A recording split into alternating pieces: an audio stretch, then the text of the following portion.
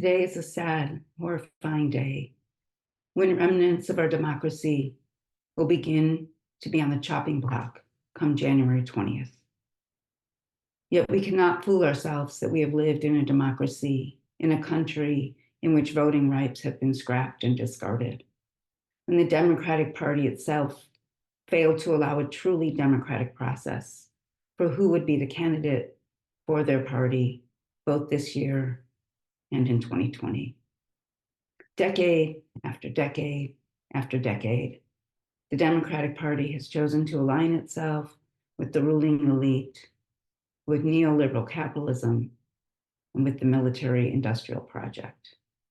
It has chosen militarism and war over healthcare and housing, education, and immigrant rights.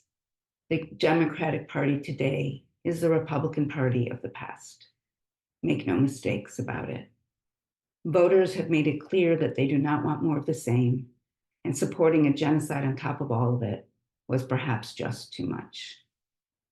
The alternative, given our deeply flawed two-party system, was a populist message by a fascist, fear-mongering man who nonetheless speaks to people's pain and makes them feel cared for, even though he couldn't give a damn about them and only cares about himself.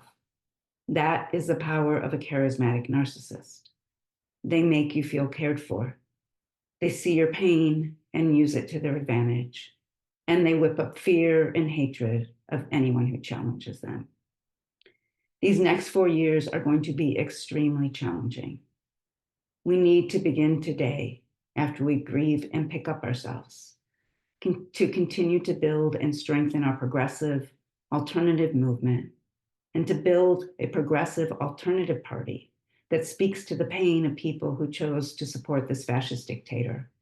And we need to demand that progressives and liberals in the Democratic Party, in the Senate and House, in state offices throughout the country, form a new party and break formally with the Democratic Party to form a party grounded in real values of democracy, a democracy of and for and by the people, not of and for and by corporations and the ruling class. Our country is deeply broken. This is a crisis of morals and values. When people who watch our money are paid more than people who care for and nurture our children in our daycare and childcare centers and in our schools, no more need be said. The future we're building in a country like that is one based on the power of finance and money, and not one based on ensuring the well-being of people, of our children, of our future. To those who will be the first targets of Trump's horrifying policies, I and we will stand with you. We will figure out how to ensure your safety. We will put our bodies on the line. Biden and Harris, beginning today, should do everything in their power to protect immigrants. They should immediately give all Dreamers citizenship. They should immediately halt all weapons to Israel and everything else they can do in their power to make it harder for Trump to carry out all he has promised to do. And we must not allow the ruling elite and the media and the government to blame and point the finger at all the other groups and peoples that they will do so. It is upon them. They have failed this country because they are more interested in chasing after Republican votes with the likes of Liz Cheney and other hawks than reach out to Muslim Americans, Arab Americans, immigrant Americans, working class Americans, progressive Americans, Latinx Americans, Black Americans. They took all of us for granted. It was a risk and gamble they were willing to take to continue to uphold this house of cards that came crashing down. We will make it through these next 4 years. It will not be pretty. Many people will suffer. And after we grieve and cry and scream, we will pick ourselves up and turn to one another, not only for emotional support, but also to continue to strengthen our movement of beloved communities in our local communities, in our cities and states, and across this nation, communities that truly seek to prioritize love and care, kindness and generosity, for all in the United States and for all people in this world. Let's envision our movement swirling and spiraling, encircling and embracing, and drawing in more and more people until we are a force of love unleashed that is so powerful that it can overcome the forces that seek to destroy the hope, the promise, the vision.